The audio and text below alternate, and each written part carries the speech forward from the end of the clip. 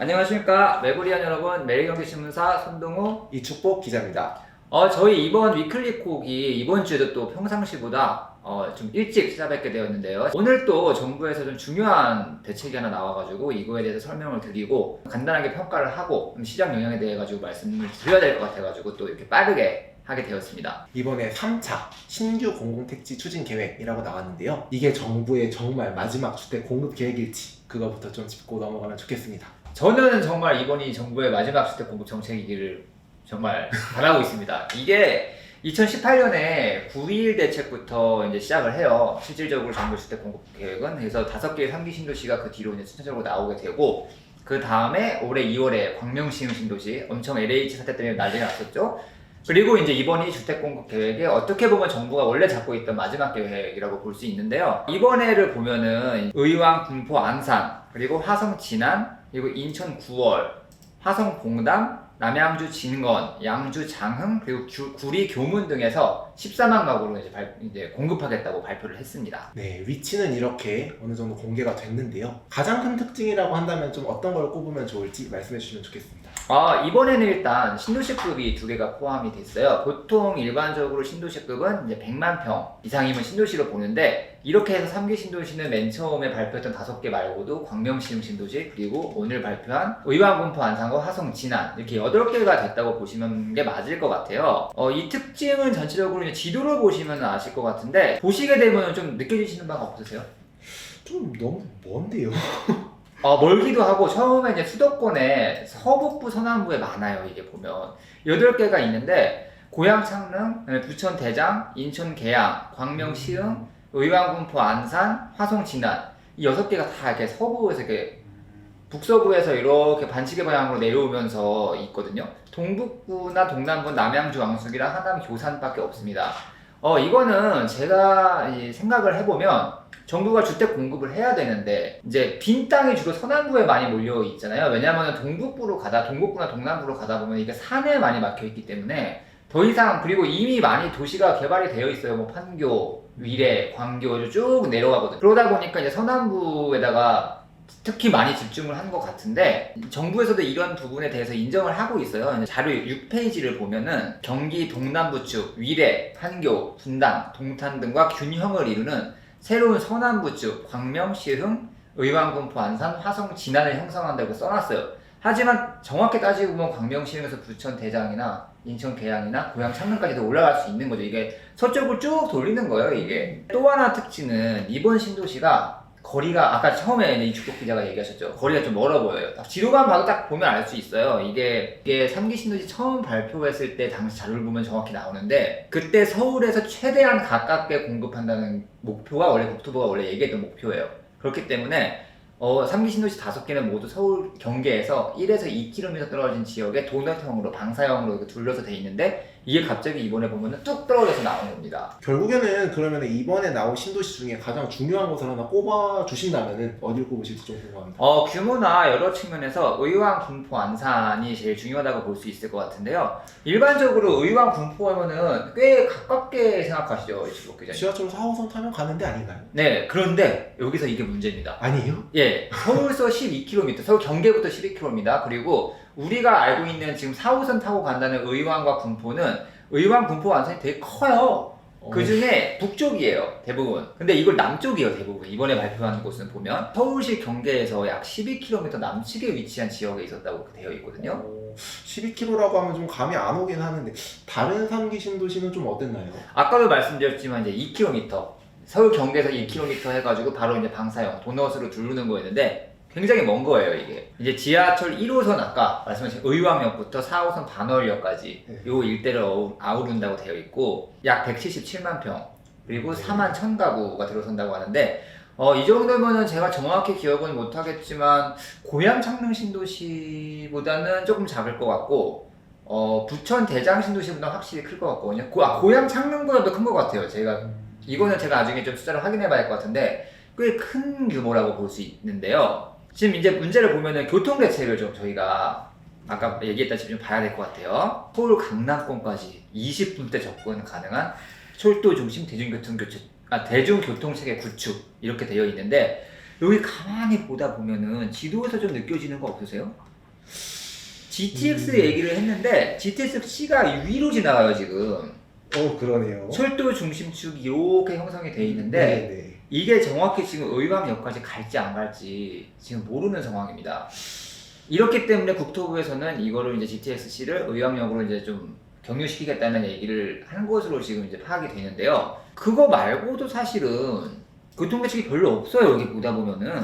네. 향후 변경될 수 있음 이런 멘트가 있거든요. 네.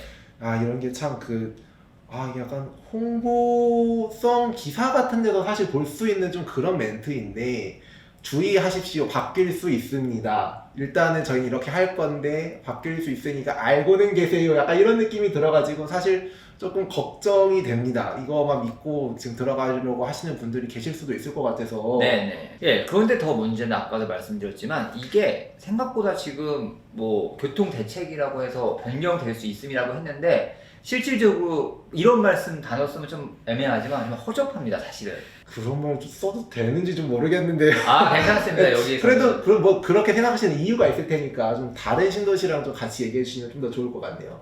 제 기억으로 이게 다른 신도시랑 좀 비교를 해야 될 것 같은데 하남 교산 신도시 같은 경우에는 바로 지금 확정이 됐어요. 3호선 연장선이랑 이런 것들이 바로 다 나왔었어요 그때. 문제의 고양 창릉 신도시도 어마어마하게 일산이랑 이제 문제가 된다고 해서 난리가 났었지만 나름 교통대책은 서부선부터 여러 가지 몇 개를 이제 교통망을 깔겠다고 굉장히 신경을 쓴 티가 났었고요. 왕숙 같은 경우도 GTX-B가 있었고 되게 그 당시를 보면은 교통대책이 나름으로 준비가 되어 있었어요. 직접 들어가는 게. 근데 이번 자료를 보면은 퀄리티가 좀 많이 떨어진다는 느낌을 받는 게 직접 들어가는 게 그렇게 많지가 않고, 아까도 말씀드렸지만 GTX-C 노선 우선 협상자와 의왕시가 함께 제안한 의왕역 정차를 검토한다고 되어 있어요 이게 지금. 네, 검토라고 적혀 있습니다. 예, 그때 당시에는 들어간다고 되어 있었거든요 다른 신도시들은. 그러니까 이게 지금 많이 차원이 좀 다른 차원의 교통 문제로 보는 게 맞는 것 같습니다. 나라 차원에서는 기존 계획과 연계했다라고 되어 있기는 한데 이걸 사실 일반 분들이 들어가서 보시기에는 저는 좀 사실 잘못하면 속을 수도 있겠는데? 라는 생각이 사실 들기는 합니다. 네. 좀 여기는 뭐 일단 이렇게 가장 중요한 거 한번 넘고 이제 그 다음을 좀 봐야 될 것 같은데요. 네. 신도시급이라고 하셨던 그 화성 진안 여기를 한번 짚고 가면 좀 좋을 것 같습니다. 여기는 더 멀습니다. 네. 네. 경기도 화성시 진안동, 반정동, 기산동 이론인데 137만 평에 2만 9천 가구 정도 들어온다고 하니까 아마 이 정도가 아마 부천 대장신도시 정도 될 거예요. 네. 근데 이게 문제를 보다 보면은 다음에 또 교통대책이 나오거든요. 자, 서울 도심까지 일단 50분대 접근이 가능하다. 50분이면 아니면 먼 거예요 이게 지금. 근데 지도를 가만히 보세요 지금. 여기서 뭐 신분당선 얘기하고 분당선 얘기하고 동탄 인덕원선 얘기하고 얘기 많이 하는데 여기로 들어오는 철도가 거의 보이지가 않아요 지금.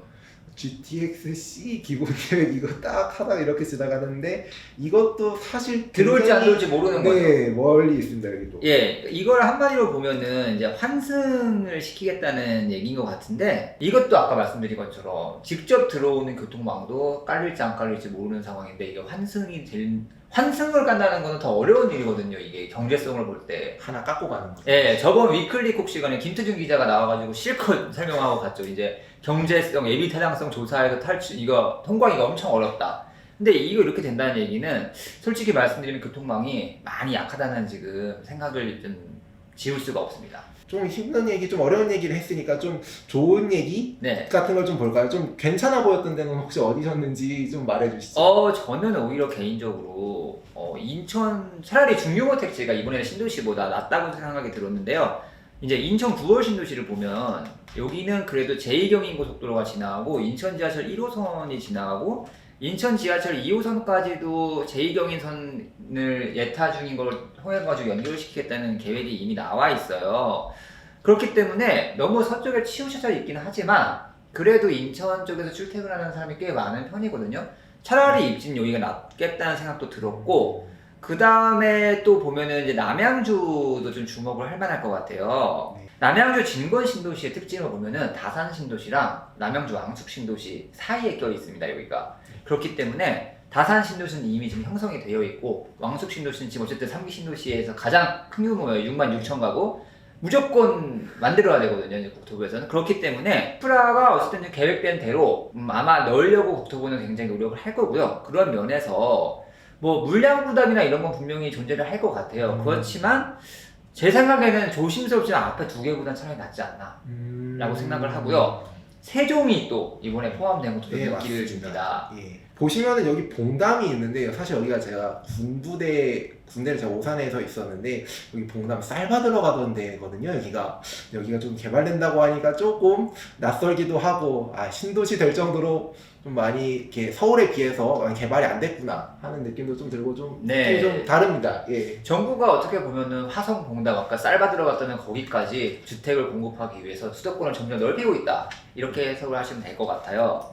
전체적으로 정부에서 발표를 이렇게 쭉 했는데 사실 우리가 올해 초에 있었던 엄청난 폭풍이었죠. LH 사태가 있었는데 그 의혹에 관해서는 좀 정부 입장이 어떤지 좀 잘 해결됐다고 보시는지 좀 그런 것도 같이 얘기해 주시면 좋을 것 같습니다. 네, 그 자료를 이제 정부가 안 그래도 엄청 신경을 썼는지 22페이지에다가 이제 쭉 써놨어요. 그렇기 때문에 투기 의혹 조사 검증을 했다 해가지고 되어 있는데 국토부가 사업 시행자, LH 경기도시공사, 인천도시공사 이제 신규 택지내 토지 소유 현황을 조사했다라고 되어 있고 그래가지고 실거래 위법 사항을 다 조사했다. 투기 의혹이 없다고 얘기를 했는데 솔직히 말씀드리면 그 광명시 신도시를 둘러싼 LH 투기 의혹이 워낙 큰 사건이었잖아요. 근데 그때 보면은 전 직원도 맞아요. 했는데 이번에 전 직원은 안 했어요, 조사를. 그리고 이게 워낙 큰 사건이었기 때문에 국민들이 이게 신뢰도를 높이는 게 되게 중요한 건데 조금 부족하지 않았나 싶다는 생각은 드는데 그럼에도 불구하고 어쨌든 그리고 이것도 있죠. 광명이 결국 취소가 안 됐거든요. 맞습니다. 예, 그렇기 내관을 건드리시네요. 예, 광명이 취소가 안 됐는데 그걸 보고 좀 신뢰도가 국민들이 문제인데 이 부분에 대해 정부가 핸들링을 굉장히 잘해야 될 것 같아요. 근데 뭐 이 부분은 저희가 지금 당장 판단하기는 어려울 것 같고 어쨌든 지금 이렇게 자기들이 조사를 했다고 진행했다고 얘기를 하니까 좀 더 지켜봐야 되지 않을까 싶습니다. 결국에는 그러면 이제 이번 정책 관련해서 한번 총평, 한번 별점 같은 걸 한번 매겼으면 좋겠는데 어떻게 보시는지 좀 말씀해 주시면 좋겠습니다. 제가 예전에 그 이사대책 때 광명시흥 신도시에 조심스럽게 별점을 매겼는데 너무 후하게 준 거 아니냐는 평가를 들었어요.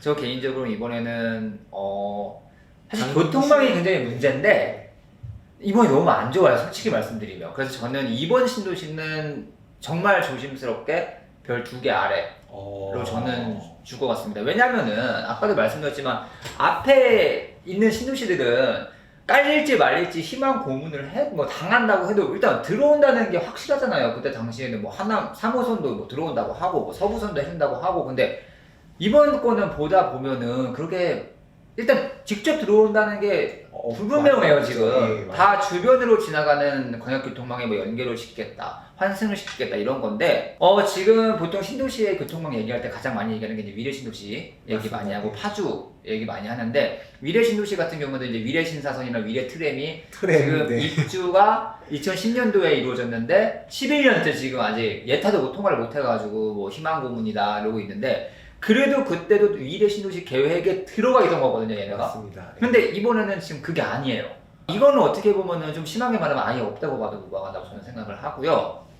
교통지옥이 될 게 너무 뻔해요. 이게 제가 예전에 이제 3기 신도시 맨 처음 발표했을 때 당시 제가 국토부 출입 기자여가지고 이런 기사를 많이 쓰죠. 교통지옥 예견된다 해가지고 실제로 2기 신도시에 아침에 이제 출근 시간에 맞춰가지고 갔어요. 어디 신도시를 갔는데 정말 정류장을 놓고 이게 한 3바퀴를 돌아가지고 버스 한 대를 오면은 다 못 타고 출발시키고 또 출발시키고 이런 거를 보고 와 이게 정말 이기 신도시 하시는 분들이 정말 교통망 때문에 정말 스트레스 많이 받으시는구나 느낀 적이 있는데 이렇게 되면은 사실은 교통지옥이 너무 뻔한 거죠. 아마 이 정도 있지만 4차 없으면은 4차요. 4차. 자기 자동차. 저도 깜짝 놀랐습니다. 4차 계획이 있나고. 자차. 제가 발음이 좀 안 되죠. 예. 그래서 좀 급조한 느낌이 조금 나지 않나 저는 생각이 됩니다. 결국에는 이제 집값 잡히느냐 결국에 그 얘기로 넘어가야 될 것 같은데요. 네. 어떻게 보십니까? 이번에 보면은 저는 발표 과정을 보면서 정부에 되게 큰 그림이 보였어요. 7월 달에 이제 홍남기 부총리님께서 나오셔가지고 집값 너무 고평가다 경고하셨잖아요. 그렇죠. 그 다음에 대출 금리 시켰죠. 예. 저 이제 네. 그 다음에 한은에서 금리 올렸죠. 네. 그리고 공급 대책 나오거든요. 아 이게 설마 다 연결되는 저는 개인적으로 1년을 연결시키지 않았나 싶어요. 그러니까 시장에다가 이거 어떤 심리를 잠재우기 위해 가지고 이제 한번 먼저 집값 경고해가지고 너무 고평가다라고 한번 던지고 그 다음에 금리 올리고 대출 묶어가지고 이제 돈줄 묶은 다음에 이제 미래 공급이 이 정도 된다. 아 그리고 또 하나 또 있었죠. 사전청약 확대하는 거. 네 맞습니다. 예. 그런데 저는 개인적으로는 당장은 영향을 주지 않을까라고 솔직히 말씀드리면 생각을 해요. 많은 전문가분들이 말씀을 이제 인터뷰를 하면서 느낀 건데 지금 현재 물량이 너무 없는 상태고 공급이 너무 꼬인 상태이기 때문에 그렇지 않을까. 하지만 저는 이 점은 고려해야 된다고 생각을 해요. 장기적으로 보면 그래도 모른다고 저는 생각을 해요. 왜냐하면은 아무리 이게 잘 안 된다고 해도 정부가 이렇게 발표를 했는데 절반은 되지 않겠습니까? 그런데 말씀드리면 3기 신도시가 5개가 17만 3천 가구였고 광명 신용 신도시 7만 가구 그리고 오늘 발표한 2개 신도시가 한 6만 가구 되는 것 같은데 총 아마 30만 가구 정도 될 것 같고요. 네네. 그 다음에 짜투리로 조그맣게 발표했던 8사 대책 뭐 이런 거 다 하면은 서울과 수도권을 다 합치면은 정확히 어림잡아서는 안 나오는데 한 100만 가구 정도 되는 걸로 나와요. 100만 가구요. 네. 근데 지금 웃지만 100만 가구 중에 절반은 할 수 있어요. 솔직히 말씀드리면. 그렇잖아요. 할 수는 있죠. 예. 언제 하느냐가 아무래도 좀 중요하지 않을까 예. 싶은데. 근데 물량이 그러면 풀릴 거고 조정이 그때는 올 거 아니에요. 어쨌든. 사람들은 지금 이축복 기자도 되게 그런 느낌을 많이 받는 것 같은데 아 이게 뭔 얘기다 라고 느끼는 것 같은데 막상 닥쳐야 느끼는 경향이 좀 있어요. 사람들이. 그쵸. 이게 눈앞에 보이고 내가 이제 왜냐면 저희가 똑같은 의미로 임대차법 처음에 작년에 시행될 때 이게 물량 잠길 거다 전세값 오를 거다 했을 때 잘 못 느끼다가 이제 실제로 이제 자기들이 이제 겪으니까 네, 겪으니까 이제 체험을 하는 건데 지금 뭐 이런 영상을 보고 이제 정부 대책 보면서 야 이거 언제 돼 이거 엄청 뭐라 하고 무시하는데 은근히 그 저는 3기 신도시는 파급 효과가 높다고 봐요. 왜냐면은 이제 과거 역사를 돌이켜 보면은 임대차가 1년에서 2년으로 바뀔 때 그때 당시에 지금 정부는 2년이 지나가지고 이제 그런 혼란기가 끝나면서 안정됐다고 그렇게 얘기를 하시던데 저 개인적으로는 그때 1기 신도시 물량이 풀렸거든요. 맞습니다. 90년, 91년도에. 그러다 보니까 전세값이 잡힌 거고 2기 신도시도 올해 2010년부터 14년까지 굉장히 안 좋았잖아요. 그러다가 2015, 16, 17, 18까지 되게 완만하게 올라요. 유동성이 그렇게 풀렸는데 그 이유는 경기도권 물량이 그 당시만 해도 9만 가구, 10만 가구씩 계속 되줬어요. 그러다가 지금 이 공급 물량은 많은 분들이 서울 물량을 얘기하시지만 경기도권 물량이 정말 없어요. 그렇기 때문에 지금 경기도권 물량 막히면서 지금 공급난이 온 것도 있고 그렇기 때문에 어쨌든 저는 경기도 물량이 막상 지금 뭐 3기 신도시가 너무 경기도다라고 얘기를 하지만 뭐 서울에 직접적인 영향을 줄 수는 없지만 저는 일정 부분은 준다고 생각을 합니다. 왜냐면은 제가 그때 2018년도에 시장팀 취재할 때 보면 아니 전세가 너무 서울이 비싸면 그냥 울며 겨자 먹기고 나가야 되잖아요. 근데 어쩔 수 없죠. 예, 근데 물량이 있으면 나가거든요. 근데 지금은 나가고 싶어도 나가지 못하는 거예요, 사람들이. 오히려 경기도권이 더 오르고 있는 상황이니까. 그렇기 때문에 저는 영향을 장기적으로는 좀 줄 거라고 저는 생각을 하고요. 그렇기 때문에 이제 이런 걸 많이 물어보실 거예요. 그럼 어떻게 해야 되냐, 집 사야 되냐. 그렇죠. 제가 매부자들에서도 말씀드렸지만 저는 1주택자, 특히 돈 있으신 분들은 그냥 사도 된다고 말씀을 드려요. 그냥 그때 말씀드린 20% 떨어져도 된다 라고 생각하신다. 왜냐면은 떨어져도 수도권은 이게 한정된 재화 시장이기 때문에 특징이죠. 장기적으로 보면 오르거든요. 1기 신도시 때 그렇게 해가지고 집값이 정말 한번 약세를 보였지만 지금 1기 신도시 가격이랑 비교하면 그 90년대 가격이랑 비교하면 어떻습니까? 많이 올랐죠? 예. 2기 신도시 때 그때 진짜 뭐 집사람 미쳤다고 했는데 결국 다시 올랐잖아요. 장기적으로 보시는군요. 굉장히. 예, 장기적으로 보는 거죠. 굉장히 지금 장기적으로. 예, 예. 그런데 지금 말씀드린 것처럼 장기적인 거고 지금 영끌해야 되는 사람들 진짜 무리하게 막 사야 되는 사람들이나 다주택자는 좀 상황을 봐야 된다고 생각을 해요. 그 이선희 기자가 이현철 소장 인터뷰를 한 걸 봤는데 했죠. 제가 그 얘기를 하시더라고요. 제일 위험한 사람이 하락기 조정기에 영끌에서 한 사람들이다. 다주택자가 더 위험하다는 얘기를 하시더라고요, 그분이. 왜냐면은 다주택자는 정말 마지막 버틸 수 없을 때까지 버티는데 영끌 하신 분들은 이제 약간 멘탈이 좀 바로 네, 바로 떨어지는 흔들려 거죠. 버리니까 예, 떨어지는 걸 보면 이제 그러다가 반대로 가거든요.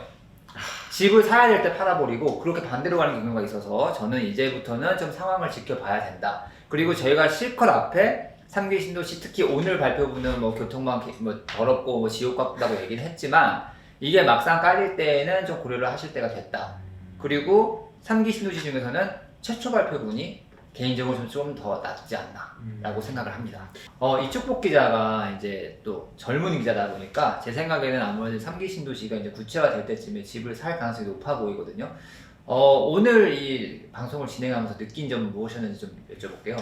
그 사실 저는 이번에 그 정부 발표를 보면서 가장 크게 느꼈던 게 향후 지구계획 지정에서 변경될 수 있음, 특히 그 교통 부분이었었거든요. 이게 지금 이대로 돼도 지금 들어가고 싶을까 말까인데 여기서 또 막 잘못 바뀌고 그러면은 굉장히 속았다라는 느낌이 좀 들 수 있을 것 같아가지고 사실 좀 걱정이 되는 게 있고, 그리고 아무래도 이제 선배가 많이 말씀해 주셨는데 교통 부분, 특히 교통에서 교통지옥이 열릴 수도 있다라고 말씀을 해주셨고, 그리고 또 이제 좀 약간 지금 살짝 묻힌 느낌이 있지만 일산 같은 경우에 김포죠, 김포 골드라인 네.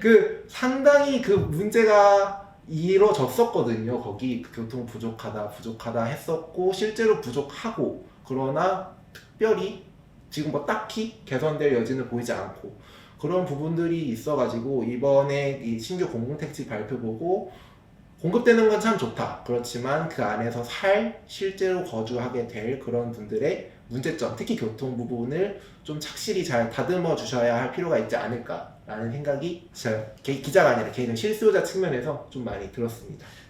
위클리콕 이번 주권은 매부리 레터를 통해서도 자세한 내용을 확인하실 수 있습니다. 저희가 오늘 너무 급해가지고 일단 영상부터 찍었는데 정리를 해가지고 레터를 발송드릴 예정이고요.